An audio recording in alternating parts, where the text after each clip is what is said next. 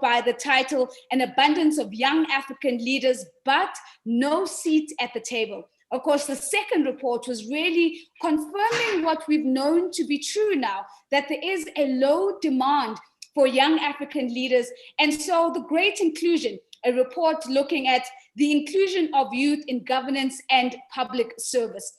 And so we're building on this momentum, but most importantly, we're also having a consequential conversation, a conversation that is going to conclude with the launch of an open letter calling on African heads of state and heads of government to really prioritize the inclusion of young people in governance across the African continent, and to do this with greater urgency. And so in this conversation, you're going to be hearing from Pan-African leaders themselves. We're going to be tapping into their expertise and to their experience and their stories to really understand how might we change Africa's future, and how can we do this with greater youth inclusion. We're going to be hearing from Project Phakathi changemakers. They're going to be lending their voice, sharing some of their own reflections on how these reports have been received by young people, but also sharing with us their thoughts on some of the recommendations in terms of how these can be taken forward in terms of the reforms that are being suggested. Bringing her voice into the conversation will also be the CEO of AFLI. We're going to hear from her a little bit later, Dr. Jacqueline Chimanzi. But ladies and gentlemen, the most important voice in this conversation is yours. So I am calling on you to send me your questions, send me your comments. The chat function is open for you. And the promise that I can make to you is that I'm going to try to the best of my ability to integrate your voice into this conversation. The last and final encouragement from me to you is let's amplify this conversation, not only in Africa, but on the global stage. And let's bring visibility to the urgency of this conversation. And to do that, we're using the hashtag Africa Youth Lead. That is Africa Youth Lead. We're following at Project Phakathi. And of course, you can also follow me at The Real Nosy as we keep this conversation going. Right. I'm going to get straight into it right now. We're going to hear now from one of the Project Phakathi change makers. We're going to hear from a young Zimbabwean feminist and lawyer who's been doing incredible work across the African continent and specifically in Zimbabwe, advancing young women leadership initiatives, working on youth inclusion projects. And she's going to be sharing with us her thoughts and her reflections on how these reports have been received. And so onto this virtual stage, please help me welcome Varaidzo Faith Magodo Matimba to share some of her thoughts. Varaidzo, the floor is yours. Happy Africa Day, everyone. Thank you, Nosy. I'm going to be sharing just collections from the youth voices based on the conversations that I've been having with a number of youths from different African countries. Well, the Greater Inclusion Report was received with great attention by the young Africans who perceived it as a great tool to get the conversation going. Young Africans are ready to take up spaces in the public sector, and they labeled the action as a positive occupation of spaces by youth in Africa. The youths feel that the recommendation to build youth capacity by preparing them for roles within the public sector through initiatives such as the public sector internship model from Rwanda will actually pave way for large-scale youth inclusion if emulated with efficiency, accountability, and transparency by all African countries. The youth also vocalized that there is still continuous limitation of their participation in political spaces due but not limited to fear of persecution, inability to access these spaces physically and or digitally, and also limited information pertaining to their right to participation.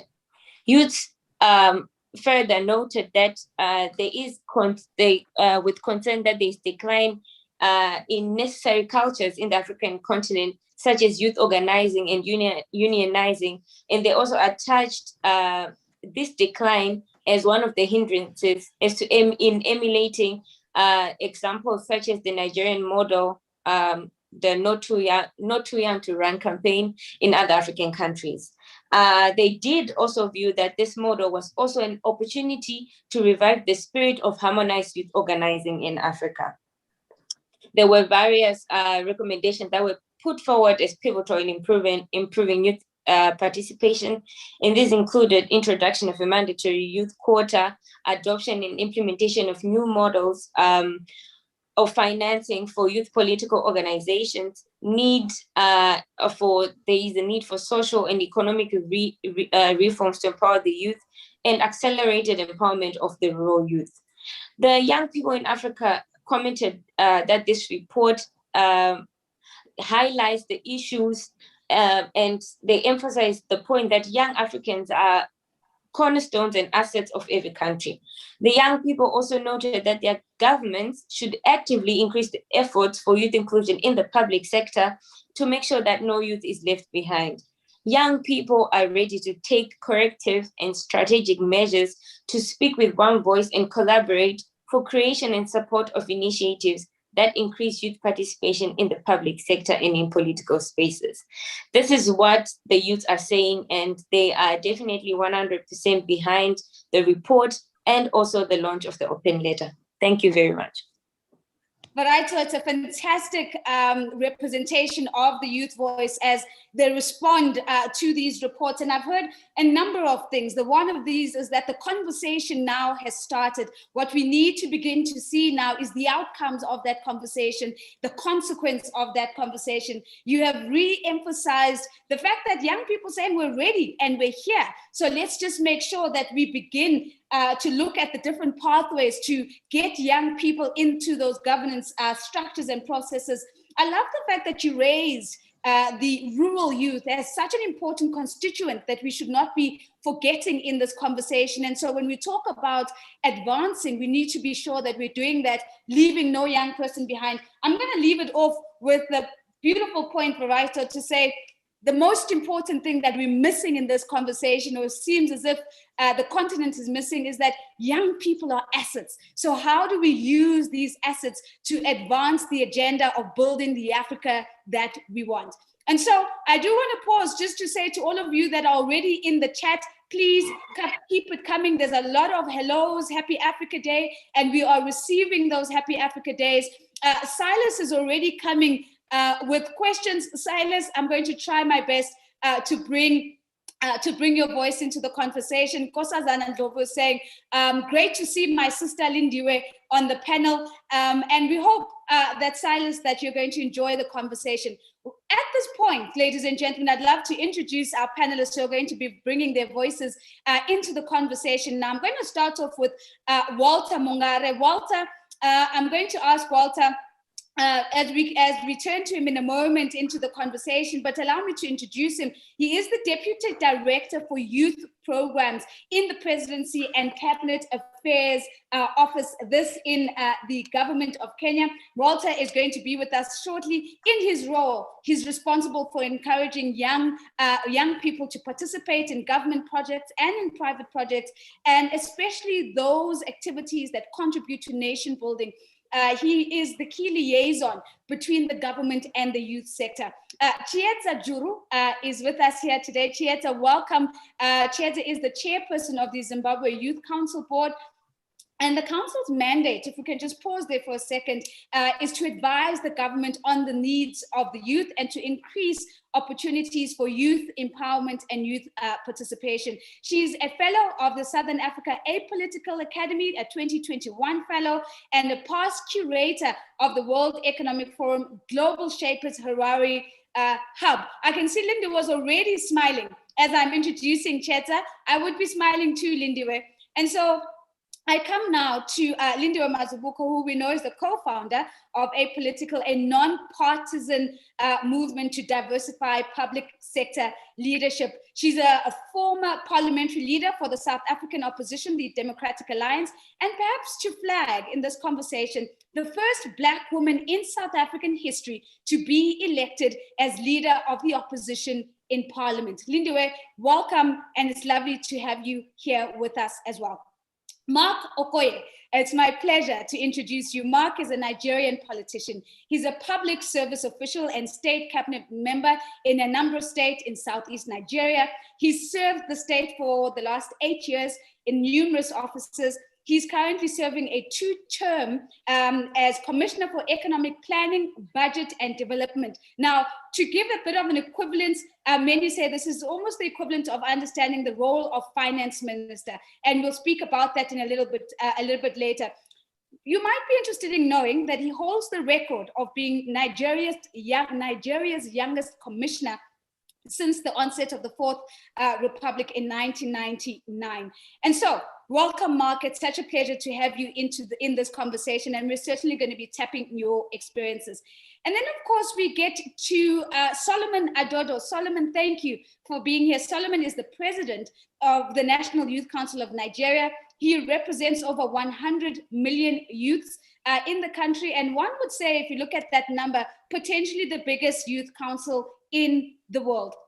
He was also most recently the National Coordinator of Empowerment for Unemployed Youth. This is an initiative in Nigeria, as well as the Nigerian Unemployed Youth Vanguard. He really advocates for the employment of young people in Nigeria. He describes himself as an unflinching advocate of good governance. And so in this conversation, Solomon, we're going to be tapping into that and a whole lot more. Walter, we've introduced you, and so welcome, and thank you so much for being here with us. And maybe let me start off where I noticed some smiles as I started off with the conversation. I'm going to start off with a question to you, Lindiwe. I do want to say that I see you in Sudan, I see you in Cameroon, I see you in South Africa, I see you in Nigeria. So all of these, all of our participants from across the continent who are lending their voices to the conversation. Lindiwe, let's go back to your experience in government. Is there a link between that experience and the decision to start Apolitical? And if there is, how were you influenced to start Apolitical? I'm so sorry, I had connectivity problems at the first part of your question, but what I heard you ask me is, was my political experience a part of my decision to start Apolitical Academy? And further than that, why did I start it? So I'm going to start by saying thank you for having me on this panel. This is the first time, and I hope the first of many times, that I've been on a panel with one of the fellows on our program. It is really a signal of the waves that our fellows on the Apolitical Academy program are making, even before they graduate. Chedza is a new fellow. She joined us in February this year, and she's already making her mark in public service in Zimbabwe. So it's great to see you on the other side of the camera, and I look forward to seeing you on Friday for our next seminar weekend. Yes, thanks very much for having me. I started Apolitical Academy for two reasons. When I was in politics in South Africa, I had a sense that young people did not think that politics was either, you know, a respectable or an effective career choice because of the terrible reputation that it has. Because in Africa in particular, the narrative around politics is so centered on the guys who do their jobs badly, on dictators who deny us our rights, on poor economic policy, corruption, etc., illicit financial outflows. And there's never any stories in the public sphere about people who are doing incredible work in the public sector. So I genuinely believe that there was a shortage of young people who were interested in running. I went to Harvard after resigning from Parliament in 2014. I did a master's program there. And then I was invited to stay as a fellow of the Institute of Politics. And there I ran a program called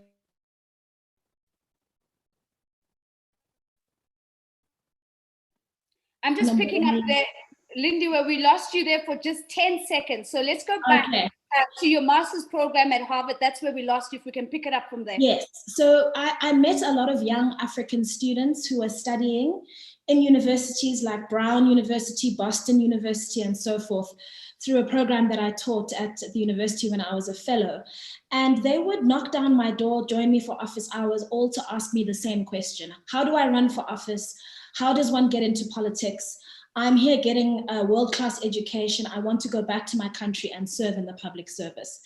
And an idea formed in my head that actually what we need to do is we need to not agonize over whether young people want to participate, but actually find pathways for them into politics, and also provide the personal leadership development, the skills development, and the political systems lessons and learning that will strengthen their ability to do well in these roles. So I learned, as the reports have shown, there's no shortage of young leaders. In fact, they are banging down the doors, but there are gatekeepers who prevent them from making it into the system. There are job sitters, a lot of job sitters in politics. We as Africans know about presidential job sitters who change constitutions so that they can run again and again and again. It's actually not a supply side problem, it's a demand side problem. So what are we going to do to either create more demand for young leaders or create more opportunities for young leaders to say, do you know what, I don't need your permission to lead. I'm going to run against you and I'm going to beat you in the election, and I'm going to take a mandate from the people of this continent who are of my generation, and I'm going to deliver the government they deserve. So I think it's a combination of both. I think there are wonderful elders on our continent who want to support young people to enter the system, and we really encourage those elders to be a part of our program and its support and development of young political leaders. But there are also elders in the system who are gatekeepers, who don't want to mentor, support, develop, and more importantly, be replaced by an energetic, intelligent, community-based, highly connected group of young leaders. When it comes to those elders, young people simply need to run against them. So that's the balance that we strike between ambition and humility, between collaboration and just embracing the competitiveness of politics. Because truly, if you are passionate about transforming your country, you do have to be willing to step up to the plate, form an electoral committee and run. In many countries, that's what you simply have to do. So we support our fellows with the toolkit to do all of those things, and then we support them with the networks to be able to be effective leaders once they're in government. Linda, we're fantastic. It's a great opening statement, and you've made a couple of really good points. I'm going to lift one that I think we should be tweeting about. Hashtag, I do not need your permission to run. So if we are hashtagging today, I hope you are catching the sound bites. I hope you are catching the nuggets. But you did raise some questions that you're saying, these are the questions that those that were knocking at my door had.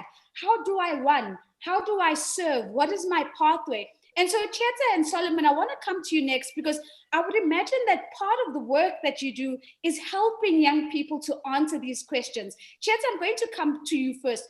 You are representing young people and you're giving them direction through the Youth Council. How are you using your platform to push for change, and how are you using it specifically to push for the inclusion of young people in governance? Thank you, Nosibo. First of all, let me also thank the African Leadership Institute Project Bakati team for having me on this panel of movers and shakers. And Lindiwe, it's such an honor to be on the same panel with you, being a fellow of Apolitical Academy. I'm very thrilled. It's one of those dreams come true scenarios. So the Zimbabwe Youth Council, let me just give a background of what it is. It's a public entity which was established through an act of parliament as a move by government to ensure youth participation and advise government on the needs of youths. And since 2015, we haven't had a board for the Zimbabwe Youth Council due to various challenges. So the establishment of a board this year is really a huge milestone in terms of governance and in terms of the skills that are coming on board. And while we've only got 8 members that have been appointed so far by the minister, we're looking at having elections in the next couple of months so that we add an additional 7 members and become fully constituted. And then at that point, a lot of our strategies will really be solidified. So now coming to your question of how I will use this platform in line with the report. Firstly, as Zimbabwe, we've got a real opportunity for us to ensure youth participation and youth mainstreaming from a legislative point of view. We have recently revised the National Youth Policy, and we are currently in the process of putting in place a National Youth Act. So a legislative framework, which is a bill, will really give us the ability to implement and enforce the issues that are espoused in the National Youth Policy. So one of the issues that the bill should address is what Varaizo spoke about earlier on, a youth quota. We need to ensure that we have at least 25% youth representation across all the sectors of the economy, and that's what the National Youth Policy says. So the youth bill is important because it's a generational game changer. It will pull today's youth, it will pull tomorrow's youth on the seat because it will outlive all of us. And so more specifically to some of the themes, 2 themes I think are a great opportunity for us. The other 2 themes, we already have programs that are aligned. So number 1, the theme on government internships. One of the things that is in the policy is to look at a multi-sectoral approach and to look at youth mainstreaming. So the government has already rolled out youth focal desks across all the ministries to mainstream youth issues. So the Zimbabwe Youth Council will play a very critical role to support the implementation and monitoring of those youth focal desks, which will be a point of information for youth opportunities in all the ministries. And the second thing is a program called the National Youth Service Program. And it's really a development program that helps us build young people that are resilient, that have a sense of national identity. It involves them being trained and then volunteering into programs. And what can happen after that program is that they can then be put as interns in government departments. And this will really help us to be able to build a mass of public leaders who are skilled and who are disciplined. And unfortunately, in the past, the National Youth Service has been associated with unfortunate ills, but we have a real opportunity to rebrand it, make it about inspiring young people, giving them skills, and taking off our young people from the streets and making sure that they get employment.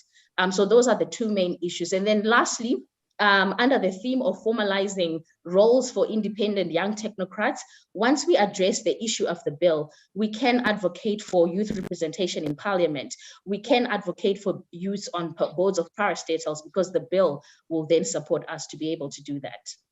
Kieta, it's such a strong contribution because it helps us to move from theoretical semantics to using the legal instruments at our disposal to institutionalize and to formalize the pathways that Lindiwe was raising, to say young people are asking, what is the pathway? And of course, we know that the report speaks through case studies about the Nigerian case study, the Namibian and Moroccan case studies. And a lot of what you're sharing with us is beginning to reinforce and reiterate some of that thinking. And I am going to come back to the formalization process that you've kicked us off with, Chieta. But let me go to Solomon. And Solomon, almost the same question to you. As we move from Southern Africa in Zimbabwe and we move to the Western Nigeria, where we know there's already a practice of having young people at a federal and state level. But let's talk a little bit about the Youth Council. How are you using the platform that you occupy at this moment to drive for greater youth inclusion, Solomon? Thank you very much. Happy Africa Day, everyone. It's great to be here connecting with great African minds for the advancement of our continent. And of course, this will begin when each country begins to do her bit in advancing the youth causes within. For us here in Nigeria, the National Youth Council of Nigeria has looked at first the potentials of the youth. It will be recalled that the Not Too Young to Run bill was passed into law a few years ago prior to the 2019 general elections. Now, this opened the gates for young Nigerians to aspire for political office. A few were able to scale through, but quite a number were not able to. And we realized also that there were factors responsible for this, challenges faced by the Nigerian youth. We realized that there are leaders who are ready to recycle themselves. They had access to leadership at a very young age, some of them in their early 30s or mid-30s. They rose to become governors, they rose to become members of the House of Representatives, state assembly members, and have continued recycling themselves. They sit tight and don't want to give space. Now, what are the factors? We also looked at the costs of aspiring for political office.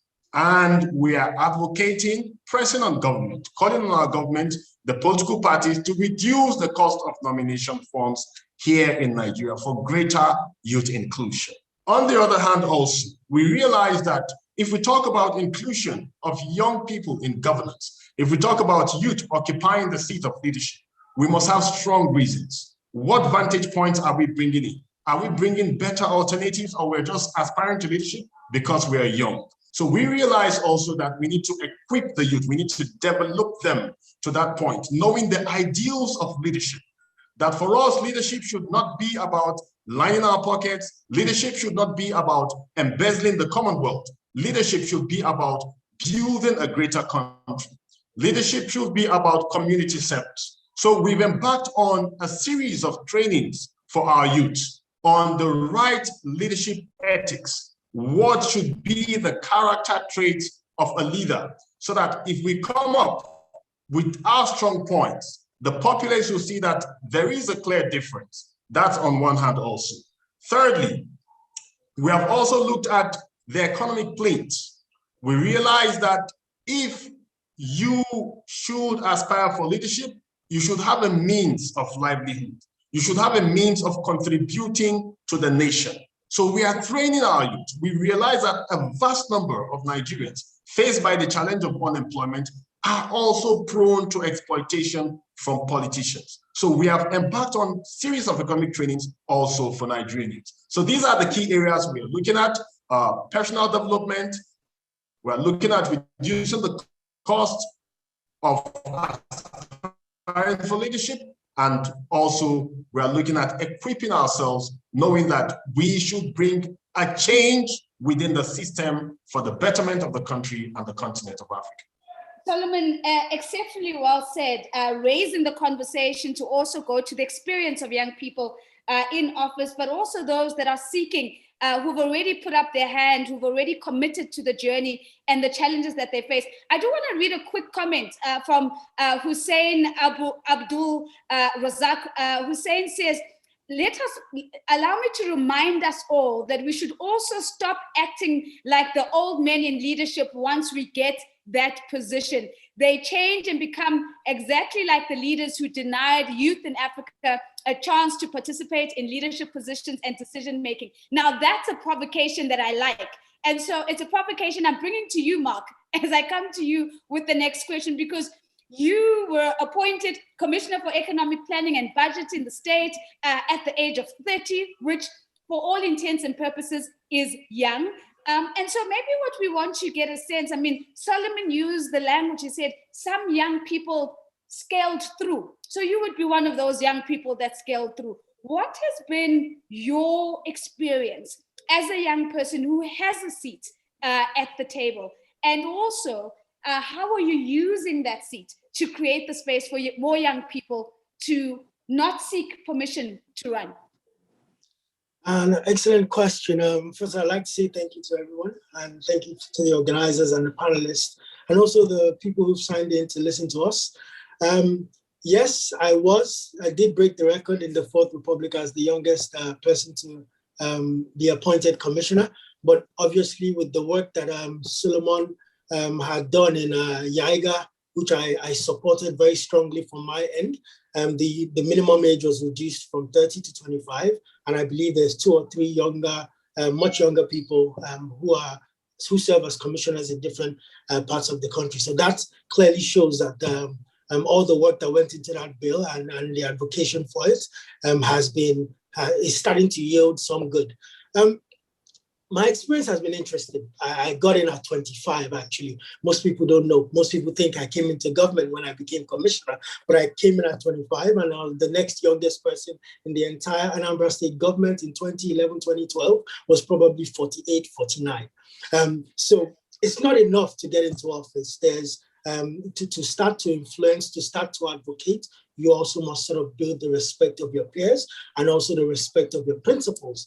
So one of the first things I tried to do, because I understood, in my view, why I was appointed, I did push for it, I did fight for it, I eventually got the appointment, but working with these politicians and public sector leaders from that generation, the view is you've been appointed and they tick a box. Okay, we have a youth person in cabinet and that's that. They don't. There's no expectation for the impact you will make. So a lot of my initial struggles were almost fighting for a voice and trying to make it a point that I'm here for impact. I could have stayed in Lagos and sat in my investment banking job, but I took an 80% pay cut because I wanted to give back to my state and impact the lives of people there. The second is also trying to manage your colleagues. So you come into meetings, you're easily the youngest person. Some people would say at meetings, that some of these meetings, Mark, you can't speak.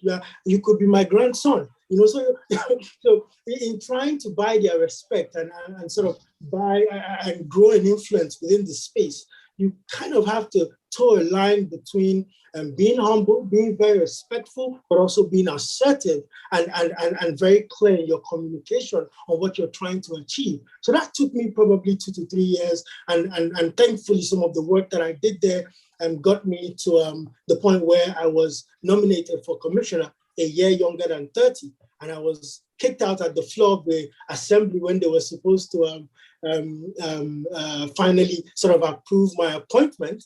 But they did point out that I was 29 and 1 year below. And I use this experience and this example for a few things, because I think these are some of the things we as young people must do to show that we're different and we're better. So I was on that floor at 29. I needed to be 30. When the issue around my age came up, a number of people said, hush, hush, hush. Don't say too much. No one heard your age. You just keep quiet. You can always, when you're done here, you can go to some center where you sort of swear an affidavit that you're actually 32 so that we can confirm you. And I said to myself, I'm not here because I want to be commissioner. I am only at this floor simply because I want to serve. And the same people who are telling me to go and falsify my age are the same people who will come a year into office and start to blackmail me and get me to do things that are against sort of my own moral compass. So I stepped down and I walked up to my governor and I said, Your Excellency, I won't take this appointment simply because I'm not of age. So he then said, no problem, I'll make you special advisor. And so in taking that position, I would say 3 things in terms of advocating for young people and leveraging my influence. I think one, firstly, when I joined, the budget process in the state was something that they started at the ministry and completely ran amongst themselves and did.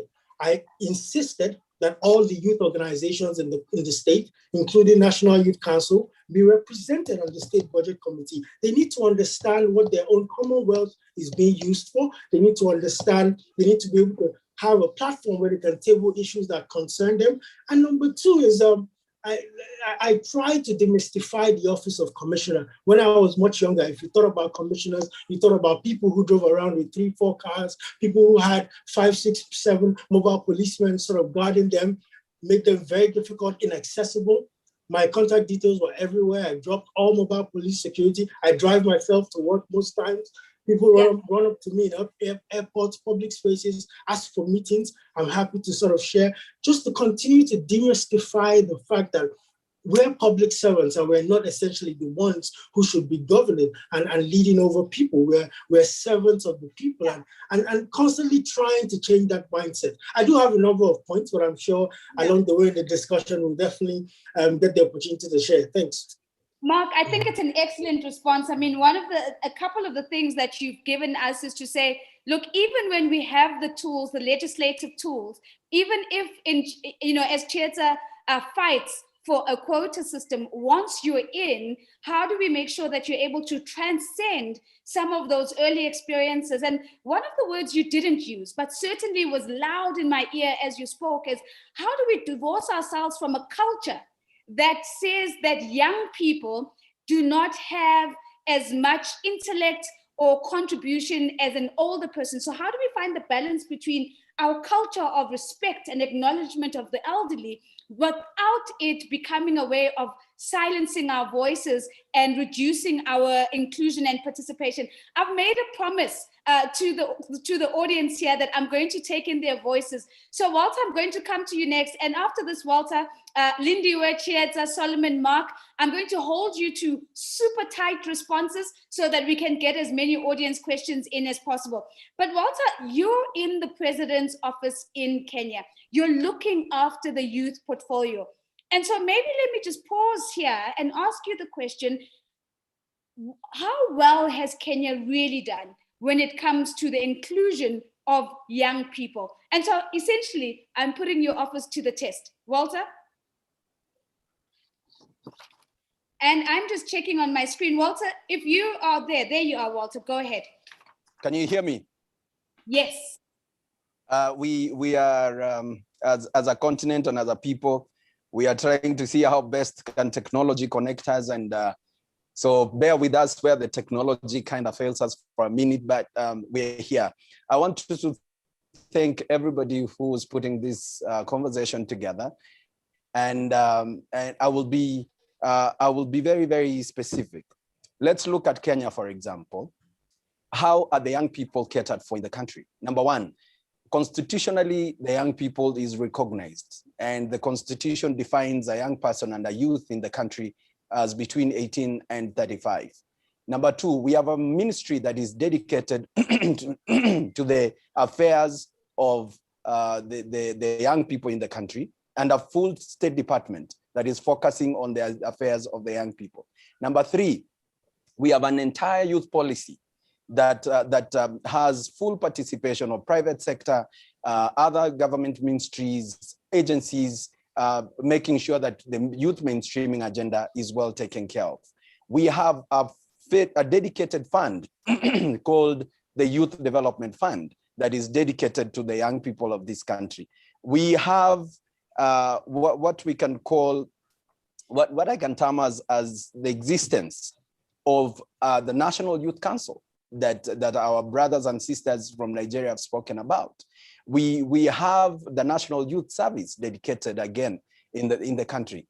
Now, so what we are saying is that first, we have institutions that are focusing on young people.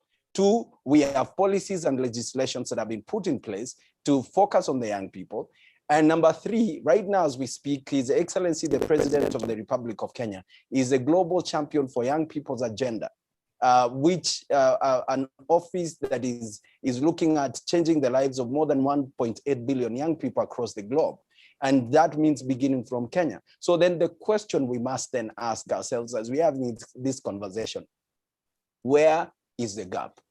What is it that is a challenge? And I just want to conclude before we dive into the details of the conversation is youth is a phase. It's not a static point. You are going to be a youth in 17 years in the case of Kenya, and in 17 years you're out of that bracket. The question is, knowing that youth is not a static thing and it's a phase, how can we maximize and use the opportunity of the young people within that phase before they exit? That is what I would want to encourage us as we're having this conversation. All right, so Walter, you put a different question on the table. You're saying we should mind the gap. Let's focus on the gap and let's understand what constitutes the gap. And I think it's a really great contribution, and you've taken your time in terms of really outlining what the Kenyan government has done, including putting their money where their mouth is in terms of putting a fund to really support these initiatives. Now, there's so much happening in the chat that I do want to lift a couple of points. Let me say this to the audience. If you'd like me to bring in your point or your question, keep it brief and keep it to the point. I'm not going to be able to bring in a very long worded contribution, as valuable as it is. And so I want to go back to a couple of points that have been made in the chat that I think are really, really good. Godfrey is raising this question, and Godfrey is saying, let's look at electoral policies and how, Solomon, you spoke about the economic barrier in terms of the cost of nomination papers and processes. Godfrey is saying, but are we also looking at the electoral policy and whether that in itself is an even greater barrier to youth engagement in politics? A quick comment from you, Solomon, to say, should we be looking at reviewing our electoral policies in tandem to looking at the other variables like the economic barriers that young people face? Yes, we should definitely look at our electoral policies. For us in Nigeria here, we're also advocating electoral reforms.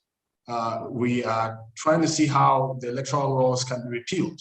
When you talk about the economics in terms of cost of nomination forms also, that's imputed in the electoral policies. That will cater for cost of nomination forms. That will also cater for issues of age. So there should be a deep look at electoral policies across board. And that's one of the things we should be pressing on our heads of governments and heads of state across Africa, and the parliaments also across Africa. so that there can be these reforms. For us here in Nigeria, we are pressing on the National Assembly. This week, we are still going to have an engagement with the National Assembly. We were there last week, and we'll keep advocating. We have gotten phase 1 done, which is the reduction in the age. But when you reduce the age limit or bring down the age limit, that's not enough. There should be other variables, that the cost, there should be other variables in terms of modern technology also being deployed. There should be variables that allow the youth to have a clear voice, so that when youth are also in leadership, like my brother said, we will not be tongue-tied, we will not also have our hands tied. We should be made to get our full relevance. We are like a hot tea bag. If we are put in the steam properly, we'll give in our best. Listen, we are like a hot tea bag. When we're put in hot water, that's when we give our best. Solomon, I'm certainly going to be quoting you. Nonso has a question, and Nonso's question, I want to bring it to you, Lindiwe. And Nonso's basically saying, should we not be focusing on building strong institutions such that when young people, to Walter's point that youth is a phase, such that young people, when they come into office, they arrive in functioning institutions. And almost, Linda, with the unsaid in Nonso's question is almost to say, do our institutions and their dysfunctionality themselves also hinder the impact of young people that find their way through the door? I'm keen to hear your thoughts, Lindiwe, as you respond to Nonso. I don't want to be spicy to either Nonso or Walter, but I do want to say that that's often one of the excuses job setters use to prevent young people from entering the space. One of the things we need to remember is that young people outside of politics are running economies, they're CEOs, they're principals of schools, they are religious leaders, they are community activists. Young people are not passive participants in our society, right? This label of young people, even if you cap it at 30 or 25, does not exclude from it people who are economically participating, who are university educated, who are life educated, who are supporting their families, who are contributing to the betterment of their people, and who are perfectly capable of turning around broken institutions themselves, right? So let's not leave the reform of the institutions to the people who've broken them in the first place. If we want institutions to work, we should be willing to embrace new ideas, new people, innovation, etc., which emerging leaders can bring to the table. So I want to say, I'm not being spicy or attacking your proposal. It comes from a good place, but please beware the argument that you are not ready. It is a scam. You were ready the moment you decided that it was time for you to take up leadership, because ready is something you decide. People are not looking at you from the outside of an oven and going, has she risen enough yet? Is there enough yeast in the batter? It's not up to them, it's up to you. And so I would call this like the second half of what I was alluding to earlier, which is that sometimes you want to work with your elders through the succession planning and transition planning process, but where you meet resistance and you know that there's leadership failure by those elders, you have a duty to yourself and your country to run against them and beat them. So, Lindy, I'll tell you what's happened on my screen. Walter's put his hand up, which says, you have to come to me next. And so, Walter, please don't shoot the messenger, because the messenger said, the first disclaimer to say, this is not spice. It might be fire, it might be provocation, but it is not spice. So, Walter, let me give you the opportunity to respond to that. I do want to bring Faith Pinar's voice, and she's put on a very interesting question in the chat. But Walter, a quick response from you and the state of readiness that Lindiwe is raising. Walter, if you can hear us, can you hear me now? Would you like to respond to Lindiwe? All right, I think we are having the tech issues that... I'm here. Yes, go ahead.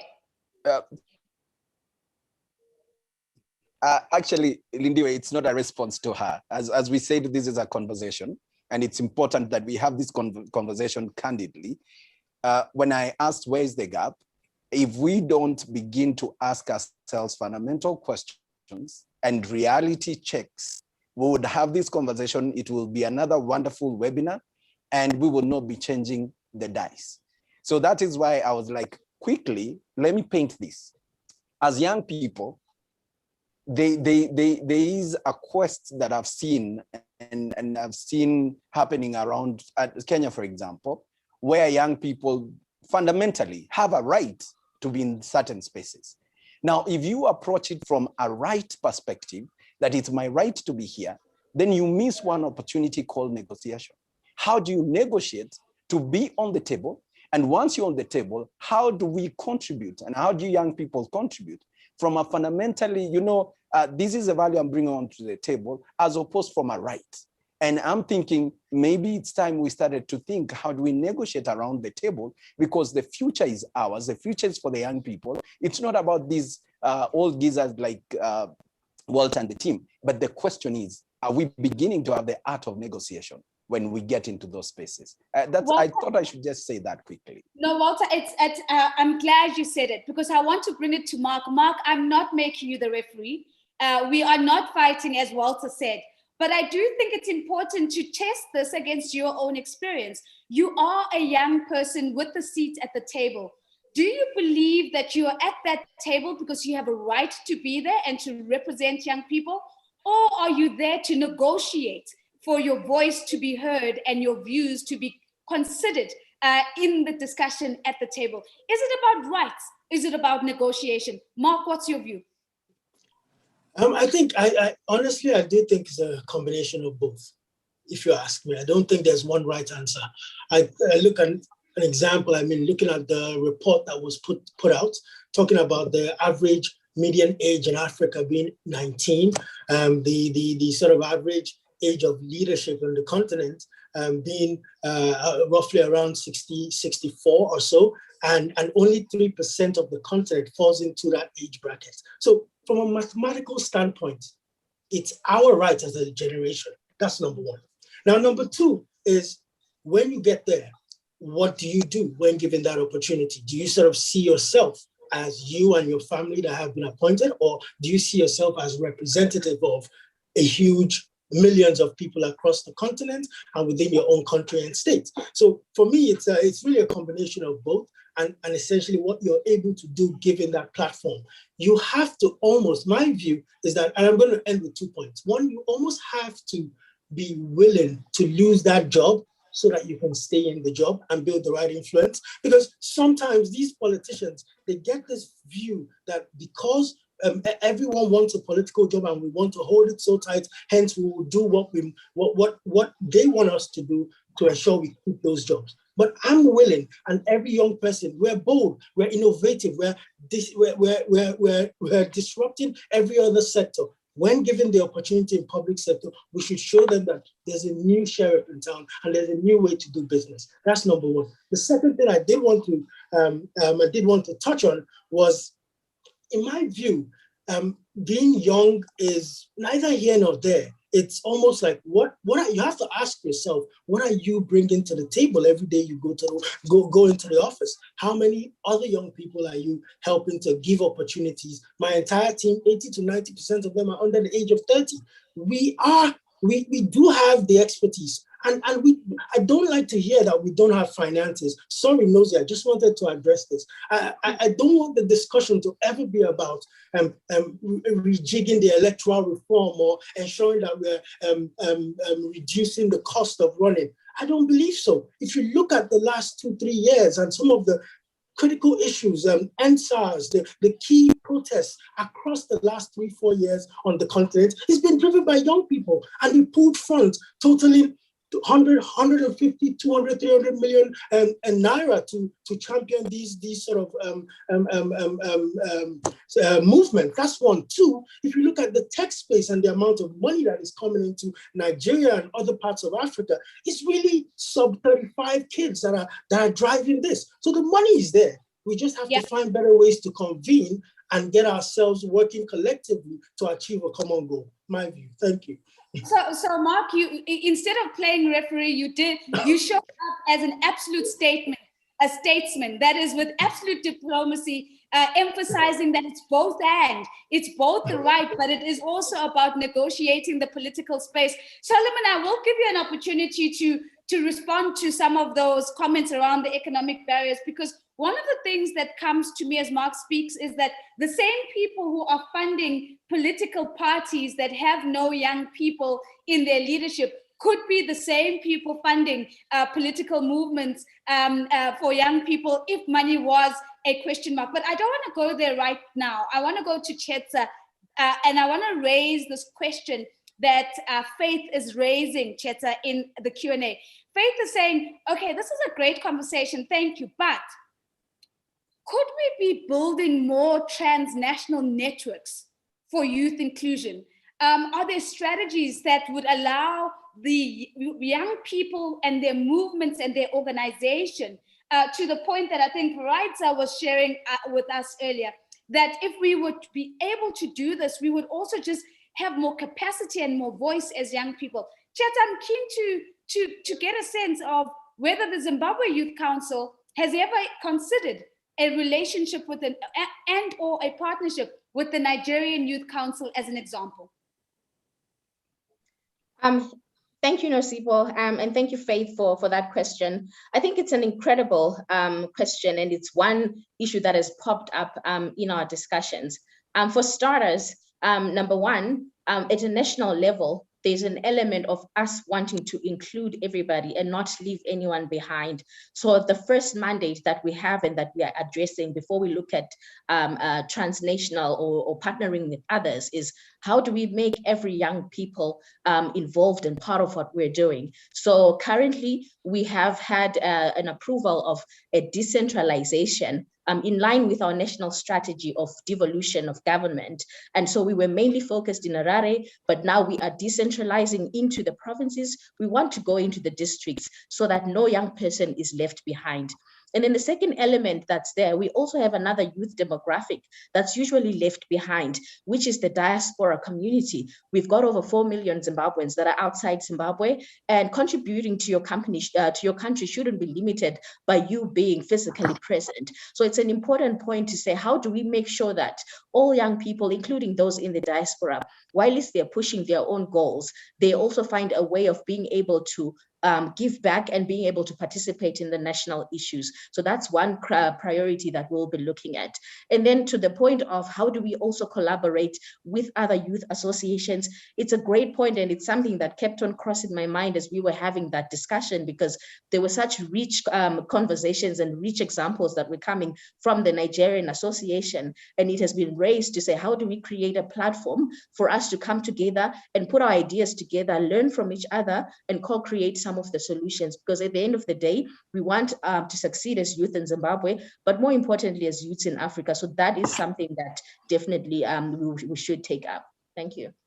It's a brilliant suggestion, and certainly one that you've leaned into, Chet, and listening into. Mark Tasker also asked the question, you know, should every country follow their own agenda, or could there be the possibility of a more collective approach to these problems? And this is exactly the conversation we're having now. Alicia Gottlieb is saying, when we reach the table, let's carry a clear and collective voice. Solomon, I want to come back to you. And I want to ask you maybe two questions. One, it is an opportunity for you to respond to the economic barriers, and you know that the possibility that maybe that shouldn't be a problem, and we probably need to just rephrase and rethink that, and that's potentially a suggestion coming from Mark. But I do want you to also consider, there's a question in the chat from Babila, and Babila is saying, you know, and he's using the Cameroonian example and saying in Cameroon, a lot of young people are not even aware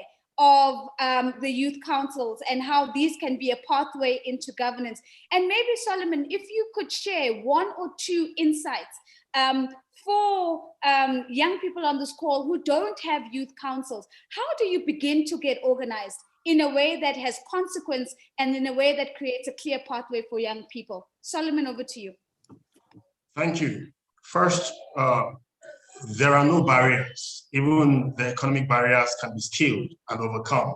And we have rightly stated when we talk about legislations and all, it's not just for the youth, because it's also a strategy to curb corruption.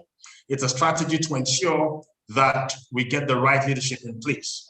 When we talk about involving young people in leadership, what are the reasons? Are we saying young people should just take over leadership because they are young, between the age of 18 and 35? That should not just be the only reason.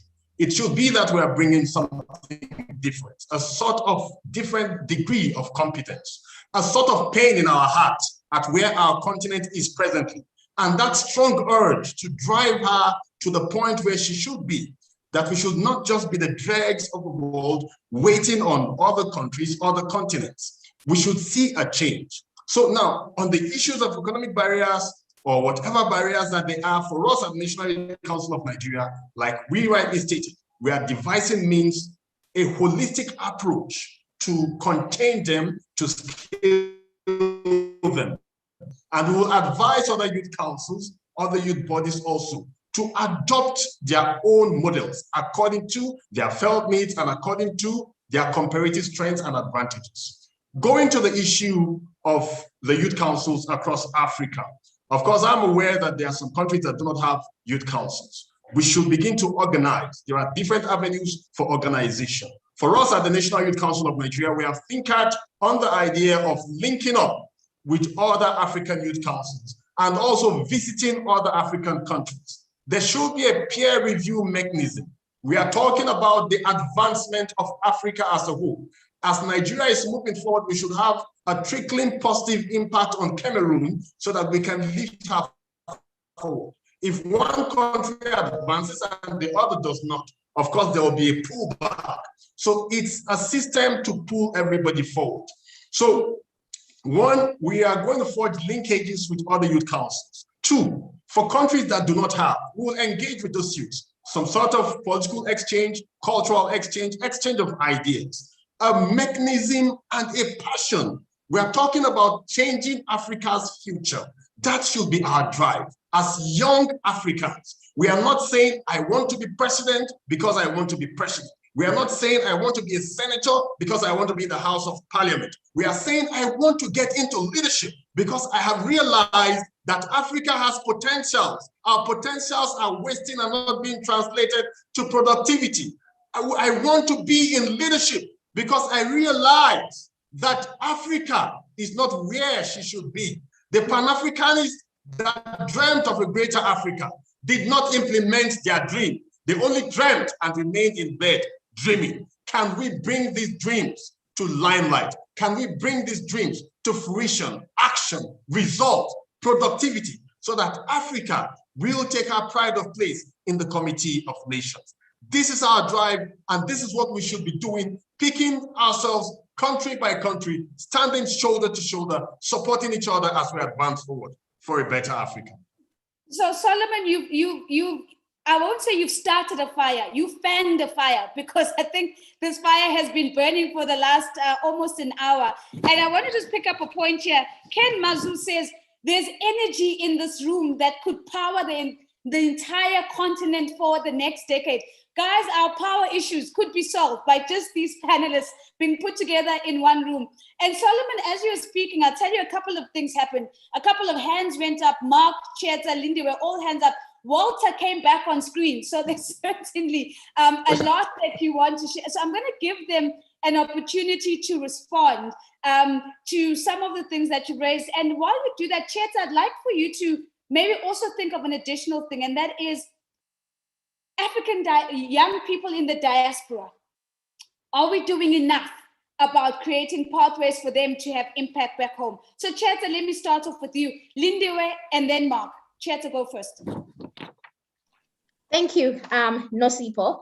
I like your question. And one of the things I started thinking about when you asked about young people that say we don't know the youth councils, we have to do more as youth councils in order for young people to know what we're all about and that we're there to represent them, there has to be a value proposition. So it's not just the young people that have to know about the youth councils. We also need to know where the young people are. We've got to know where the excelling young people are so that we're able to be a source of information for any opportunities that arise across. So one of the issues that we are working on as the Zimbabwe Youth Council is creating a database of exceptional young people that are doing extremely well across all the sectors. I remember reading in the report a point that says there is no shortage of skills in terms of young people. Lindy, we mentioned that these are the same young people that are running companies, that are headmasters. So why can we not also have them in public sector? We need to actually begin to show the government, if they are not aware of where they are,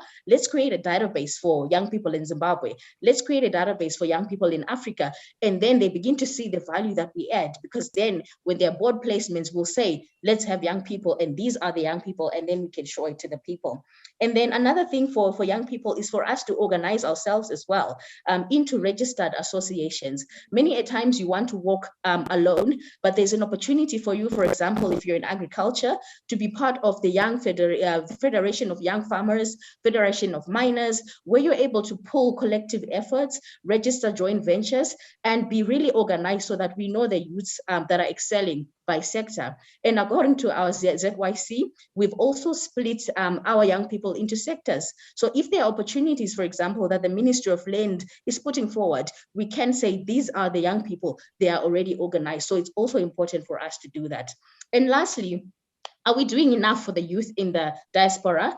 I don't think so. I think we need to do more. And I think a starting point is really trying to find where they are and putting them in place in the form of a database, and then beginning to engage them more on conversations such as this, as well as creating pathways for them to be able to contribute. So when we're saying let's have young people on boards of parastatals, let's also include the youth in the diaspora. Let's not just be limited to the young people that are in the country. When we're saying let's create more opportunities for youth, or when we need intellectual abilities or intellectual capacity, let's tap into the young people that have gone abroad and have got the skills, because the truth is, in the very deepest heart of each person, whether you're abroad or not, is to serve your country. You want to also add something and develop your country. So thank you, Nosipho, for that. Thank you so much. And reinforcing the point that there's nothing like serving your own country, irrespective of where we are. We've all increasingly become global citizens, and we find home and root all over the world, but the place of your birth is a place that you never forget. Lindiwe, let me come to you. Your hand is up. I'm not going to preempt what you might have wanted to say, so I'm going to open up the space and allow you to lean into it. You're muted, Lindsay. Thank you so much, Nosipho. I wanted to really just agree wholeheartedly with a number of Solomon's points around, first of all, the question of solidarity. I think one of the, and this might be a controversial view, but I think one of the failures of a previous generation of leaders in terms of African solidarity was to focus it on kind of not bothering each other, you know? When right across the border from here in South Africa, our neighbors in Zimbabwe are being subjected to human rights abuses, we're kind of like, well, it's a sovereign country, let's just not bother each other. When a rich country is next to a country that is absolutely economically devastated, and you can see across the river or across the artificial borders drawn in Berlin, right, that you are suffering in ways that your own people are not. There has been a culture of, you know, let's respect the sovereignty of individual nations, and let's find, you know, less confrontational ways to deal with human rights abuses, to deal with democratic limitations, autocracy, and so forth. I don't want to be part of a generation of leaders that does that. I want to be part of a generation of leaders. That is willing to actually go to the mat to fight for its neighbors, that isn't willing to tolerate electoral suppression, human rights violation, violence against women and children, humanitarian crises, and say, well, you know, as good neighbors with one another, we must have, you know, good neighbors have high fences. I think that solidarity needs to mean something different to us. And I think it has to mean standing up for each other, treasuring each other, you know, profiling each other, celebrating each other's success, but also holding each other accountable. holding each other accountable when we fail to deliver in the ways that we promised to. That brings me to my second point. We must be careful as we celebrate youngness and youthness and demand or energetically call for a new generation of leaders, not to assume being young makes you a good leader by default, any more than being a woman makes you a feminist by default, right? Just because you're young doesn't mean you will fight for the interests of young people on the continent. For many young people, their demographic is an opportunity to join the feeding frenzy, right? To be a part of the looting, it's my turn to eat, right? So just because we're advocating for more young people in government, in politics, in the public sector, let's hold them to higher standards than perhaps our predecessors did, again, in the name of solidarity. Our solidarity must not be without standards, as young people or as Africans. The third point I want to make is about economic exclusion and inclusion, and it's a very short point. I think one of the things we think about when we think about bad governance and corruption is we think about like goodies and baddies, you know, like cowboys and, I'm not going to say Indians, I'm going to say Native Americans, but you know those old movies, cowboys and Native Americans, as if some people are born good and some people are born bad. For many people in this continent, corruption is a product of need. You know, we have African presidents who govern in West Africa but live in France, who get their medical services in Europe, whose children are at school at Eton in the UK, who sell their countries, you know, for a loose cigarette and a bit of chewing gum, because they want personal gain. And that may seem like evil, but there's a long road towards that level of corruption, and it starts with need. So one of the things we need to be doing is asking young people, are you going into politics because you think there's money there for you?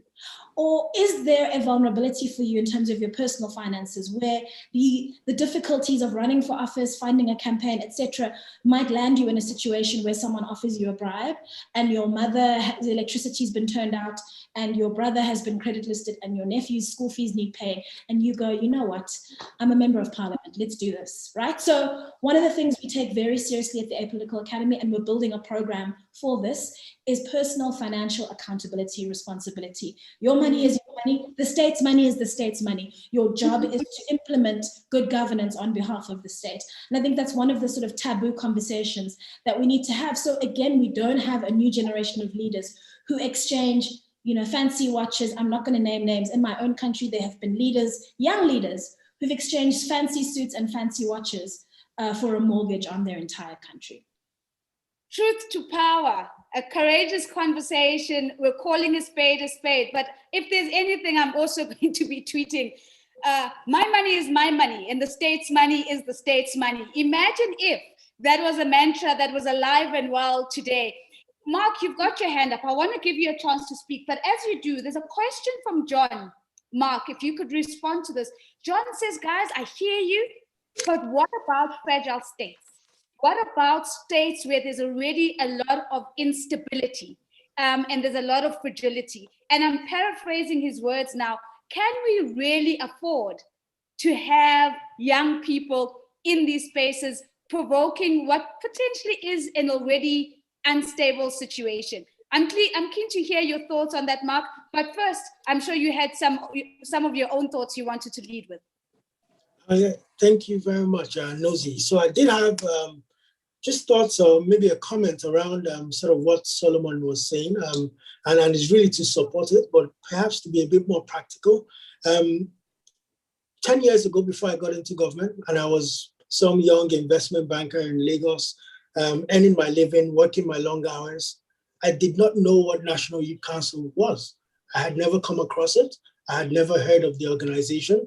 I had never seen, so I only sort of came in contact with National Youth Council of Nigeria only when I got into office, right? That's one. Two, I also looked at my budget, the entire 600, 700 pages of my budget, and I can see 3-4 line items where the state funds some of the activities of National Youth Council. So you now then start to ask yourself, this organization has huge potential. It is the umbrella organization, or at least supposed to be the umbrella organization for youth activities. They constantly get the seat at the table with governors and presidents and very senior political office holders. And I look at those meetings every time I sit with them, and it's usually guys who are probably head of SUG governments or people who have young people who have just revolved around the public sector. They held different positions within the National Youth Council, and they just continue to almost come back in every 4 years. They take treasurer, then this time the deputy chairman.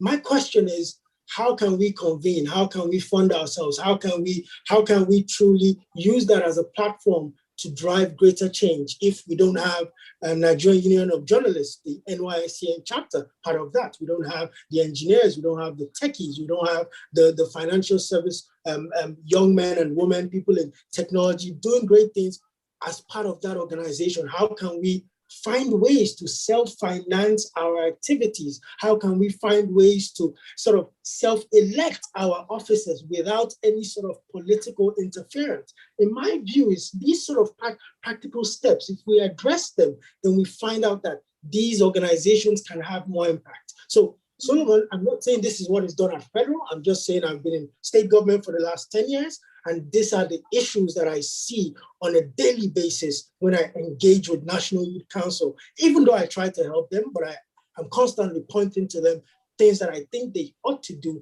to have greater spread and leverage their platform a bit more to drive greater change. That's one. Second is the question you did table concerning countries.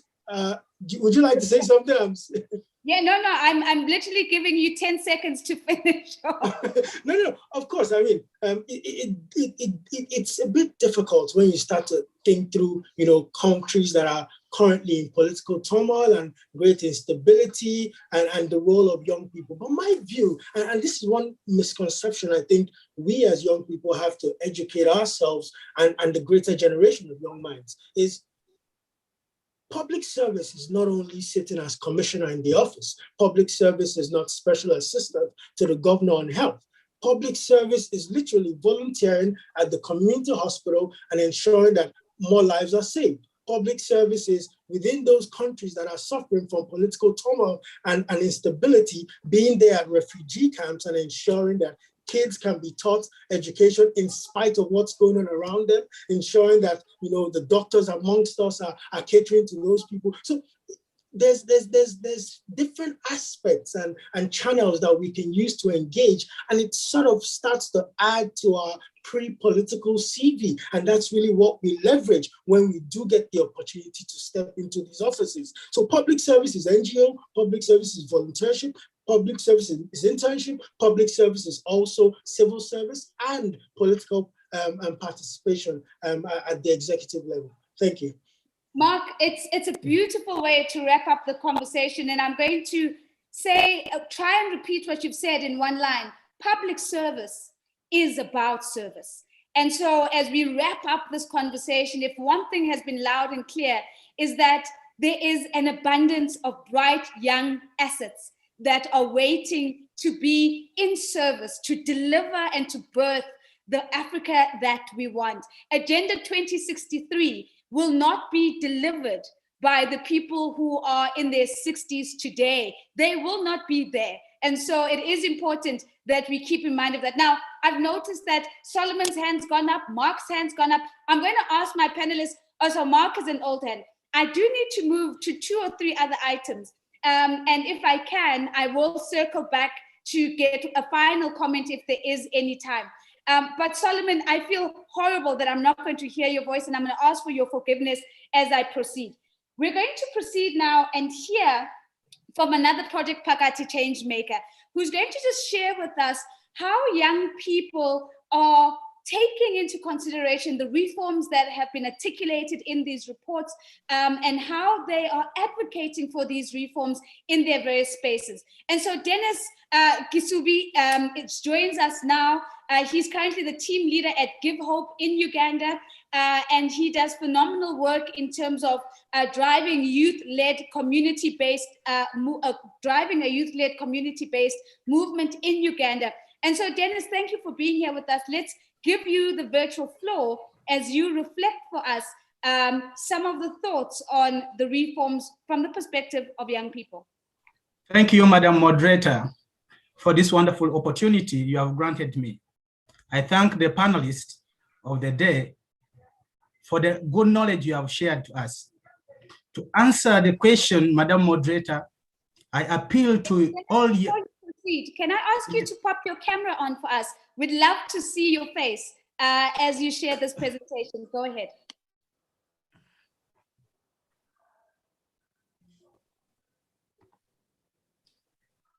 Thank you, Madam Moderator. I think you can see me well. Yes, sir. I want to thank all our panelists, dear panelists, for these wonderful sessions you have taken us. And I want to thank our Madam Moderator for this wonderful opportunity you have granted me to share my experience with young people on the reforms to see that youth are included in the governance and public service. My first point will be appealing to all young Africans to unite and contribute towards the socio-economic development of their countries.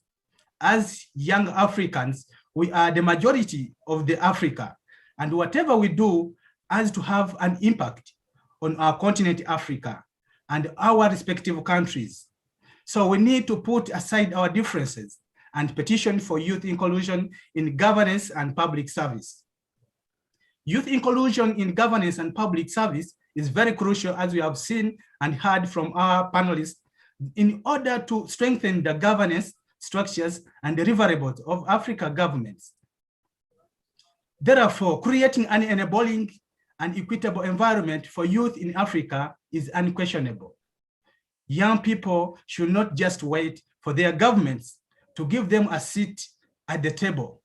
We need to draw on the experiences of other young people across the continent, as we have heard from our panelist, Mark has shared a lot, and to see that we organize and advocate for the reforms, like lowering age restrictions, supporting and voting for candidates with youth mandate, petitioning representatives for youth internships, and strengthen youth civic structures within our countries. So I urge all young people to raise their voices to shrink the governance gap by petitioning our local governments, using hashtags, tagging the state officials to nominate young people and those campaigning with youth mandate and manifestos to benefit all. So I look forward to see the African heads of states positioning and prioritizing young Africans' talents in governments and in governance ministerial bodies and public services to support youth inclusion, because of the new thinking of these young people and the new idea they have and the innovations which we need from young people to see that we empower the Africa we want. Thank you, Madam Moderator. Back to you. Thank you so much, Dennis. And what a beautiful way of just reflecting those young people's voices, saying we should be focusing on shrinking the governance gap. Thank you so much, Dennis. Now, ladies and gentlemen, I am crossing now over and opening this floor for the CEO of AFLI, Dr. Jackie Chimanzi, who is now going to take to the virtual floor and really speak to us about the open letter that is being officially launched on the back of this conversation, directed to African governments, heads of government and heads of state. And so to Dr. Chimanzi, the floor is yours, please.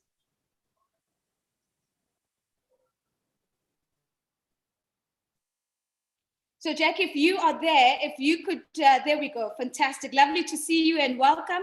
The floor is yours. You're muted at the moment. Oh gosh. Thank you, everybody. Thank you, such a great panelist. Thank you for a really stimulating conversation. I think we have now come to a close. Mine is just to give the vote of thanks. When I conceptualized this project, I think it was in 2017, I never would have thought that we would have come this far. So today is a very exciting day for me. We're launching this open letter because I think the letter really represents the voice of young Africans across the continent. I think we're saying that on a continent that is disproportionately young, it doesn't make any sense that young people continue to remain excluded at the decision-making table. But by way of context, African heads of state signed the Africa Youth Charter in 2006. 2021 marks 15 years of this charter. The Charter states that young Africans have a right to sit at the table, have a right to be part of deciding and determining the trajectory of the continent. Yet today, we continue to see that young people are excluded. So the open letter is really a gentle reminder to remind our leaders to say, this is what you signed up for, and we're holding you to account, and we'd like you to implement what you said you would do. And obviously there's greater urgency now, right? Every year, the youth population continues to grow. So the urgency is even greater than it was 15 years ago. And at the current pace of reforms, to be honest, we're not really going anywhere. We're like on a treadmill. So we need to accelerate the reforms, the youth inclusion reforms, and the reports that we published, the greater inclusion of the African youth in public service and governance. That report lays out some benchmarks, some case studies, so that other governments can also replicate them. So we're not asking heads of states to go back to the drawing table. We're saying we've done the homework for you. We've documented the case studies. You just need to copy and replicate. So I'm happy to announce that the open letter has gone live.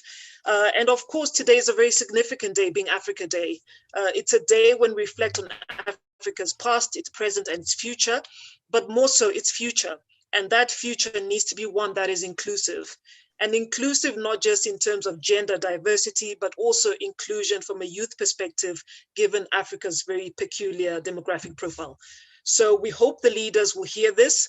We encourage everybody who's on this webinar to share this letter very widely. If you go into the chat box, you will see the link to the letter.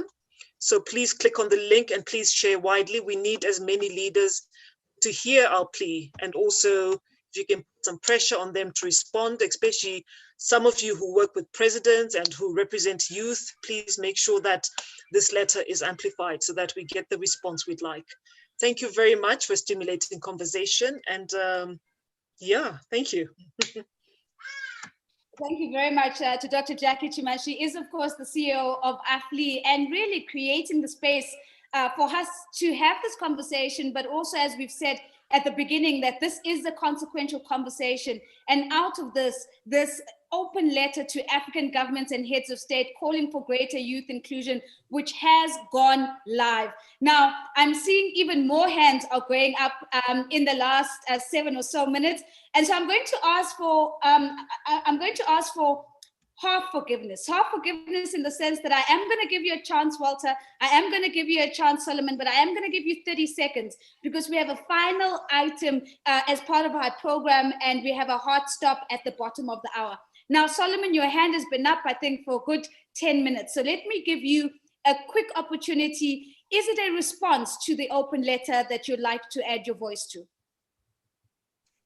My voice is clear on youth inclusion. I want to pass the message to all African youths. Our present is a consequence of our past action. If we weep over the past, if we regret the past, it will not yield anything. Our actions of today will determine where we get to tomorrow. So I want to pass this word to all the panelists, to all African youth watching here, irrespective of what has happened in the past. Let's come with a new vision for changing Africa's future. Let's have this commitment. And as an individual, I, Solomon Adodo, I am committed to play my role in changing Africa's future as we call for youth inclusion in governance. Thank you, Solomon. Ownership and accountability at an individual level. Walter, I'd like to give you 30 seconds before we go to our final item.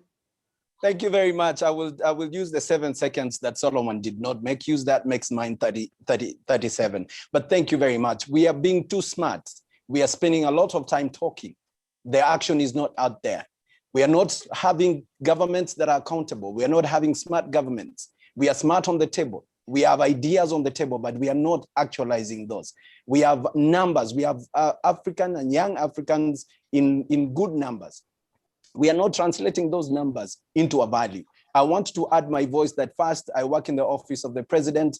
In Kenya, the office of the president is committed to making sure that the voice of the young people are heard. We want to co-create solutions with young people. We want to create convergence for young people and across Africa to make sure that the dividends of young as a youth is used and utilized well. But above everything else, guys, we should stop talking. We should now start acting and making it a reality. Let us ask ourselves, what opportunities do we have that then we get all these governance issues out there? Young people in Africa, if you don't awaken and start to put accountable people in positions of leadership, governance is still going to be an issue, and governance means everything to everybody, because our government is the only institution that is recognized across the world by any citizenry. Thank you. Walter, thank you very much. What a resounding endorsement and support of the open letter that has just gone live, that has just been launched by AFLI. Ladies and gentlemen, bear with me as I take you on a final journey. It's a pleasure for me to introduce Rumbidzo Kunduza. She is also a Project Phakathi changemaker. She's a development advocate, a youth leader, and an artist with an unrelenting passion for Africa. She works with a lot of regional organizations in pursuit of gender and youth development. She shares with us now some spoken word and some inspiration as we continue to enjoy Africa Day. Rumbidzo, let's turn to this spoken word from Rumbidzo.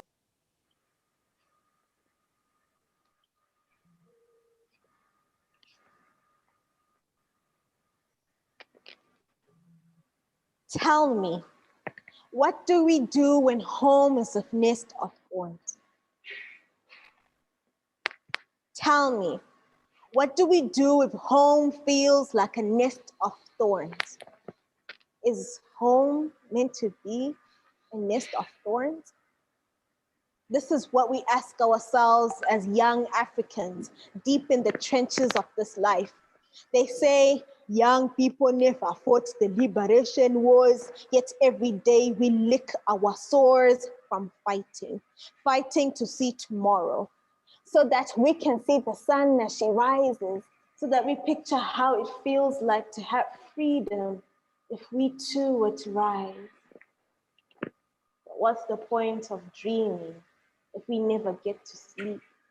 Even if hunger is a reward of our efforts, at least it's the only familiar friend we get to see day after day after day. And they say, young people are leaders of tomorrow. But how are we meant to be custodians of our future if we are being held custody in our present?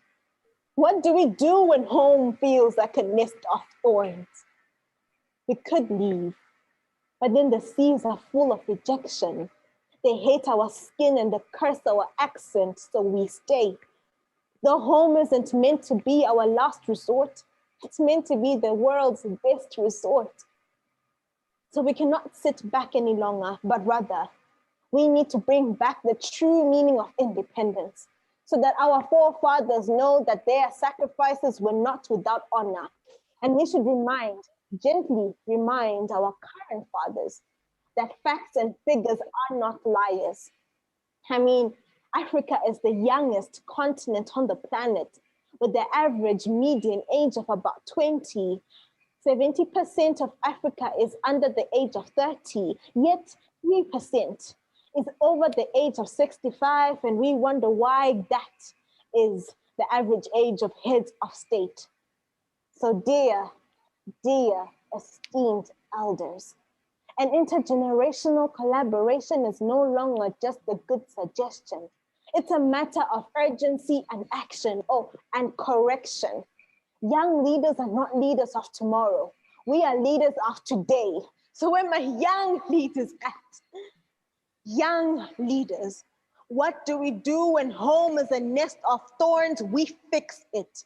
We enter those governance structures and we give them better stature so that we manage our lives, so that we thrive and not just survive. What do? We brave it. So young leader, you ought to have faith in yourself. Believe in yourself because we already do. Take your shovel of bravery and break the ground of timidity. Sow good seeds. Sow seeds of goodwill and water them with courage, so that our children get to enjoy the shade of the trees that we will plant, so that our children never get to ask why home is a nest of thorns. What a beautiful way to close off the conversation. Rumbitso is here with us. I'm going to ask her to just pop her camera on, give us a wave so we can see the brilliance that is behind that spoken word. Rumbitso, I'm going to give you just 10 seconds just to say hello, and I'm then going to close it off on the back of that. Would you just like to say hello to the audience? All right, thank you so much, Nozi. Thank you for the opportunity. Thank you, AFLI Project Pakati, for pushing young people to be the center of development. And just to know that young people are not leaders of tomorrow, we are leaders of today. Let's make Agenda 2063 from the Africa we want to become the Africa that we have. We can do it, we can fix it, and we can become what we want. Thank you. Thanks, Nozi. It is an excellent close. Ladies and gentlemen, from myself, Nozi Poshabalala, what an absolute pleasure to serve you today as your moderator. Massive thank you to all our panelists for really leaning into the conversation. Thank you so much for being here with us. To each and every one of you who logged in and took time out of your Africa Day to celebrate with us. I saw you from Somalia, from Uganda. I saw you in Nigeria. I saw you in Namibia. I saw you in Egypt, and I saw you in Morocco. Thank you very much for making the time to join us. From myself and the team at AFLI, happy Africa Day. Until we see each other again, maybe in the governance structures across the African continent. It's goodbye for now. Thank you. Thank you. Bye. Thank you, and